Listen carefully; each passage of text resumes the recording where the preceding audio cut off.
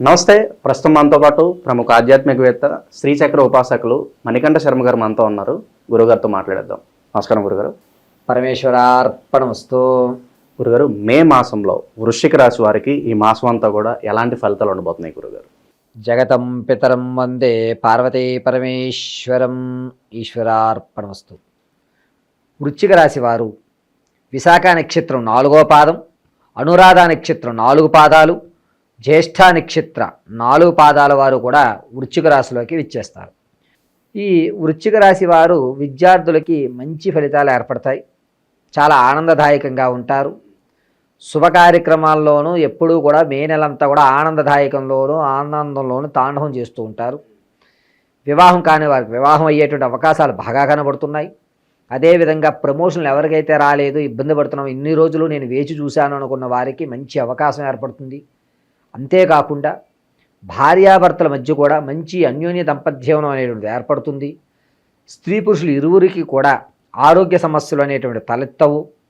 చాలా మంచి శుభసూచకమైనటువంటి ఫలితాలను మే నెల వృశ్చిక రాశి వారికి సంభవిస్తూ ఉంటుంది.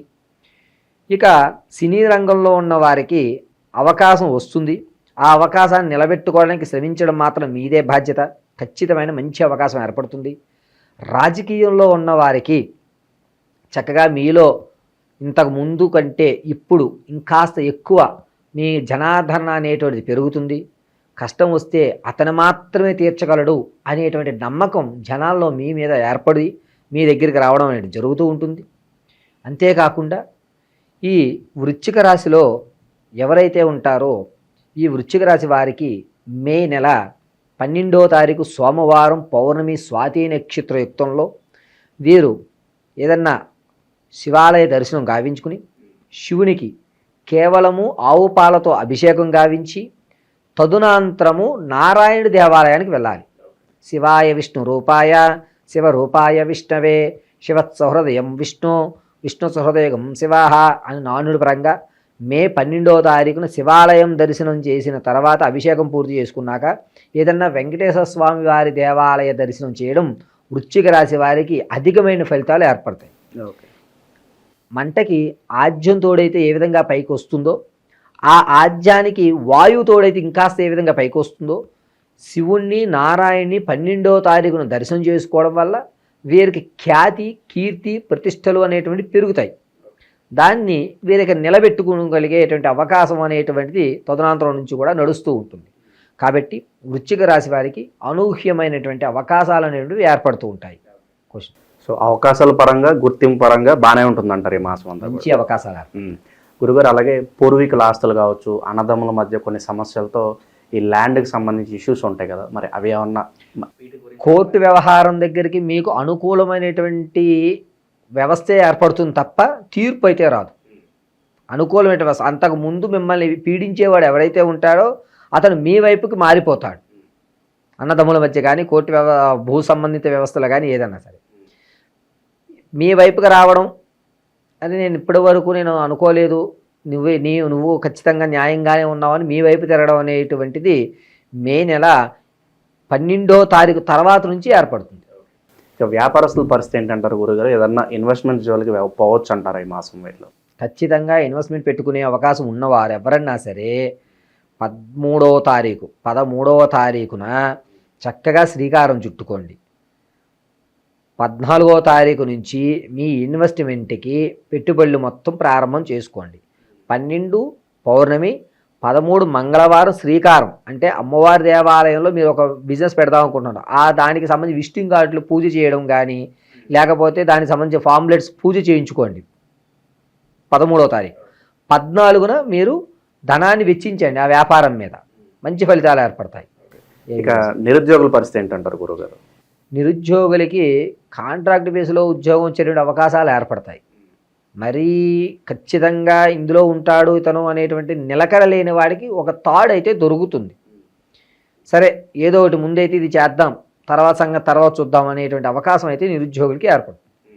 ప్రేమ వివాహాలు ఎవరైతే చేసుకోవాలనుకుంటున్నారో వాళ్ళకి అనుకూలంగానే ఉంటుందంటారు ఈ మాసం వీళ్ళకి? వృశ్చిక రాశి వారు వివాహం ప్రేమ వివాహాల దగ్గరికి వచ్చేసరికి కాస్త ఇబ్బందిదాయకంగానే ఉంటుంది. ఈ నెల విడిచిపెట్టడం చాలా మంచిది. అంత అనుకూలమైన వ్యవస్థ కనిపించడం లేదు. ఇక ఆకస్మిక ధనలాభం కావచ్చు, ఏదన్నా విహారయాత్రలు ప్రయాణాలు లాంటివి కనిపిస్తున్నాయి మీరు గురుగారు. ఎప్పుడూ కూడా ఆనందకేలితోనే ఉంటారు. మే నెలంతా కూడా చాలా ఆనందమైనటువంటి కార్యక్రమాలు, గృహప్రవేశాలు, లేకపోతే రిసెప్షన్స్, ఇటువంటి వాటిలో పాల్గొనడం అప్పుడు ఆనందవేలితంతో మీరు నడుస్తూ ఉంటారు.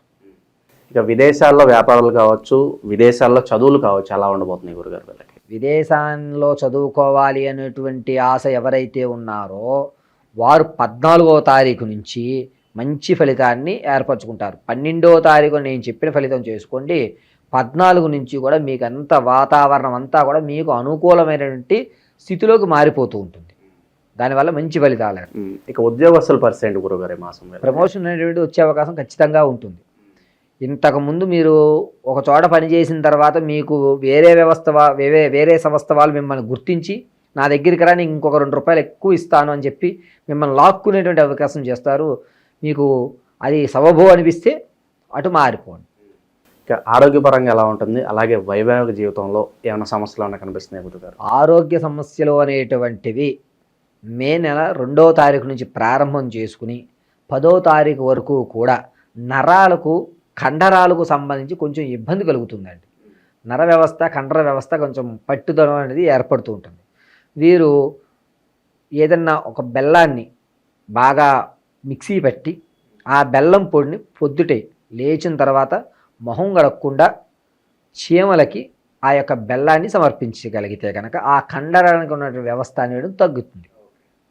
ఓవరాల్గా మంచి ఫలితాలు ఉన్నాయి గురుగారు. ఇంకా వీళ్ళు ఇంకా ధైర్యంగా ముందుకెళ్ళి ఇంకా వీళ్ళకు మంచి ఫలితాలు ఇంకా మరిన్ని పొందాలంటే ఎలాంటి రెమెడీస్ చేసుకోవాలంటారు వీళ్ళు? పరమేశ్వర అనుగ్రహంతో ఇంకా అద్భుతమైన ఫలితాలు వృశ్చిక రాశి వారికి కలగాలి అనుకుంటే కనుక వీరు బుధవారం రోజున గణపతికి తెల్ల జిల్లేడు పుష్పాలతో అర్చన చేసుకుని గం గణపతయే నమః అని చెప్పి స్వామివారికి వీరన్ని 21 ప్రథమం, 21 లేకపోతే 11, ఇంకాస్త దొరికిన వాళ్ళు తెల్ల జిల్లేడు దొరికాయి అనుకుంటే 54 సమర్పించడం వల్ల మంచి ఫలితాలు అనేటిది ఏర్పడతాయి. ఓవరాల్గా ఈ మే నెలలో వృశ్చిక రాశి వారికి ఎలాంటి ఫలితాలు ఉండబోతున్నాయో మీ మాటలో చాలా అద్భుతంగా వివరించారు గురుగారు. ధన్యవాదాలు. పరమేశ్వరానుగ్రహ సిద్ధిరస్తు.